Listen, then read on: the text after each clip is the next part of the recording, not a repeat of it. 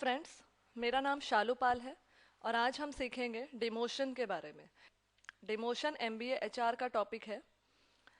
अब हम आज इस वीडियो में डिमोशन के क्या टॉपिक सीखेंगे वो मैं सबसे पहले आपको बताना चाहूँगी। सबसे पहले मैं आपको बताऊँगी व्हाट इज़ डिमोशन, फिर हम देखेंगे कॉजेस ऑफ डिमोशन, फिर हम देखेंगे डिमोशन पॉलिसी। ये 3 टॉपिक हम डिमोशन के आज कवर करेंगे। आइए सबसे पहले देखते हैं what is demotion.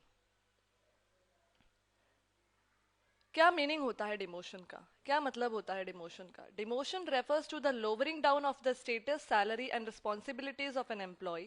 Demotion is used as a disciplinary measure in an organisation.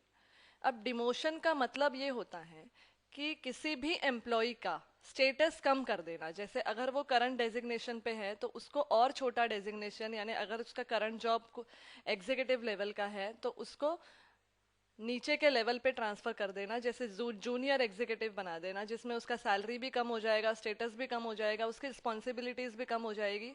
तो ये इसीलिए किया जाता है, अगर कोई एम्प्लॉय का परफॉर्मेंस ना हो तो एक डिसिप्लिनरी मेजर करके ऑर्गेनाइजेशन के अंदर होना चाहिए, इसीलिए डिमोशन किया जाता है। तो ये इसका मीनिंग था डिमोशन का।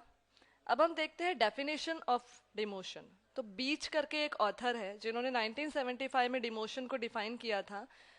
Demotion is defined as the assignment of an individual to a job of a lower rank and pay, usually lowering level of difficulty and responsibility. अब जैसा कि मैंने आपको बताया कि डिमोशन यानी लोअर रैंक पे ट्रांसफर करना, किसी भी इंडिविजुअल जो जॉब कर रहा है उसको उसके लोअर जॉब पे ट्रांसफर कर देना, ये डिमोशन होता है। ये इसीलिए होता है क्योंकि अपना वो करंट जॉब अच्छे से नहीं कर पा रहा है, अपनी करंट रिस्पॉन्सिबिलिटी अच्छे से नहीं फुलफिल कर रहा है, इसीलिए उसे लोअर डाउन किया जाता है। तो होप कि आपको डिमोशन का मीनिंग समझ में आया होगा। अब हम देखेंगे कॉजेस ऑफ डिमोशन। सबसे पहला कॉज होता है डिमोशन का एडवर्स बिजनेस कंडीशंस। क्या होता है जनरली, आजकल जैसे कि हमने देखा है रिसेशन आ जाता है, तो रिसेशन में एम्प्लॉयज़ की छटनी होती है, मतलब एम्प्लॉयज़ को निकाला जाता है, कम किया जाता है, क्योंकि कंपनी उनको फाइनेंशियली बेयर नहीं कर पाती है।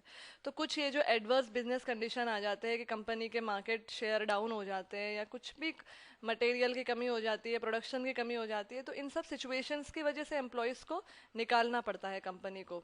ये कंपनी की मजबूरी होती है। नेक्स्ट पॉइंट है इनकॉम्पिटेंसी ऑफ द एम्प्लॉय। कई बार एम्प्लॉयज़ को जो काम दिया जाता है वो उस काम को अच्छे से नहीं कर पाते हैं, उस स्टैंडर्ड तक वो काम को नहीं कर पाते हैं, उन्हें दिक्कत आती है वो काम करने के लिए, इसीलिए उनका डिमोशन कर दिया जाता है, उन्हें उसके लोअर लेवल के काम पे ट्रांसफर कर दिया जाता है। नेक्स्ट पॉइंट है टेक्नोलॉजिकल चेंजेस। कई बार एम्प्लॉय टेक्नोलॉजी चेंज से एडजस्ट नहीं कर पाते, जैसे नए लेवल का कोई सॉफ्टवेयर आ गया है या नए लेवल का कंपनी में कोई मशीन आ गई या नई कोई कंपनी में मशीन आ गई है, तो कंपनी उस एम्प्लॉय उसके साथ एडजस्ट नहीं कर पाता है, क्योंकि ये जो टेक्नोलॉजिकल चेंज है वो आजकल इतना फास्ट हो गया है, तो उस एडजस्टमेंट में एम्प्लॉय को दिक्कत हो जाती है, तो इसीलिए कंपनी को उसे लोअर लेवल पे ट्रांसफर करना पड़ता है, उसका डिमोशन करना पड़ता है।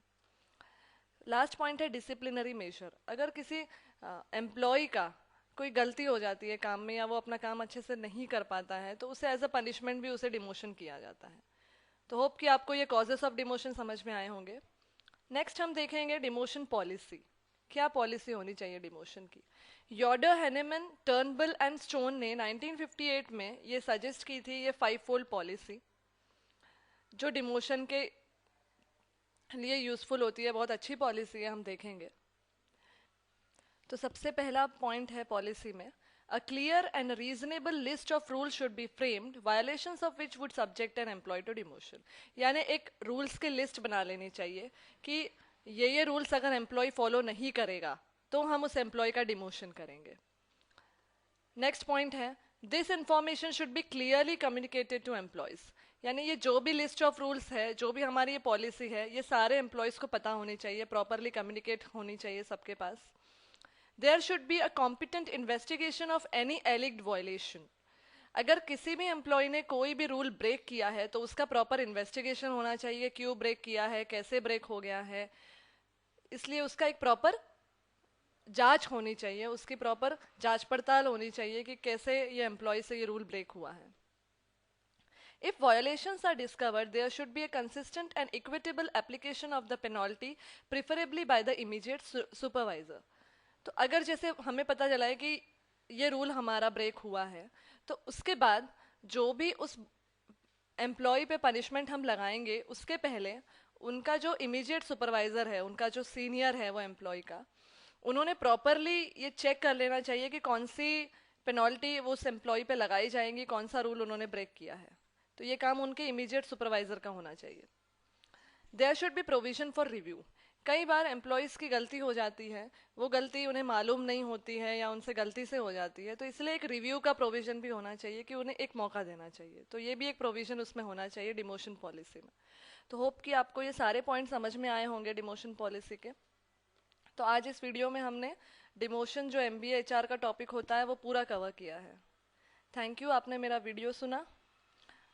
अगर आप मुझे कांटेक्ट करना चाहते हैं तो आप मुझे मेल कर सकते हैं info@learnbywatch.com पे, या अगर आप मेरे और वीडियोस देखना चाहते हैं तो आप विजिट कर सकते हैं www.youtube.com/learnbywatch पे, या आप हमारी वेबसाइट भी विजिट कर सकते हैं www.learnbywatch.com। Thank you.